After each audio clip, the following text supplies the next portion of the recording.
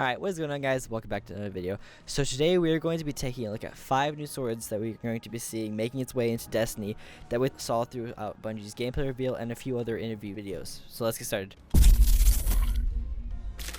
So the first sword we have, you can see on the back of this Titan as he uses his Sentinel subclass to take down this Cabal Centurion looking kind of the newer Cabal looking guy. But if we pause it, you can see there's a sword on his back. Now this weapon looks a lot like the swords that some of the Cabal are wielding, so it's probably safe to assume that we kind of get it by taking it from one of the Cabal. But also it looks a little bit different, like it's not big enough to be one of the Cabal swords. So I don't know, it looks, at first you would think it might look like a Fallen sword because it has like the wrappings around it, but then it looks a lot more like the Cabal ones. So the second sword we have, you can see in this gameplay being wielded by the Hunter, but the first thing I noticed when I saw it was the way he holds it, and it doesn't really look like any of the other swords we've seen before in Destiny. It has has a really small curved blade, and he holds it down to the side, sort of like an assassin. So I'm guessing this would be more of a katana-like weapon, and it'd be really cool to see them do different like holding animations, because you know in original Destiny, the game, you hold it with 2 hands and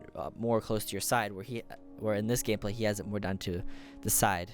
This is definitely going to be an interesting sword to use in game. You can see here as he uses it, he uses the animation with 1 hand, so he doesn't ever really use 2 hands. The third sword we can see comes in the limited and deluxe editions of the game, and as we can see here, it is a legendary weapon. So this sword kind of looks more like a Persian sword because it has this very long curved blade and has this kind of Persian markings on it.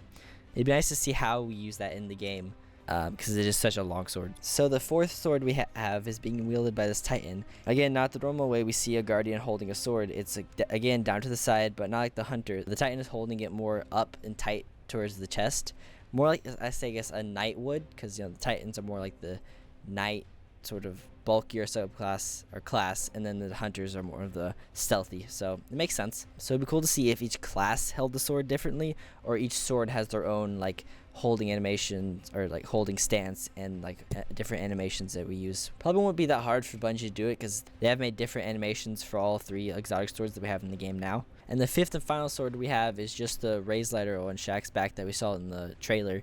So the swords from Destiny 1 might be making a return, but we do get the sword from Shax, so it wouldn't be far off to think that he does have one. But anyway, guys, that is the end of this video. Hope you enjoyed. Make sure to subscribe because I will be posting a ton of other Destiny 2 content covering a bunch of other things like exotic weapons we saw and some other exploration stuff. So make sure to like this video too, and I'll see you guys later.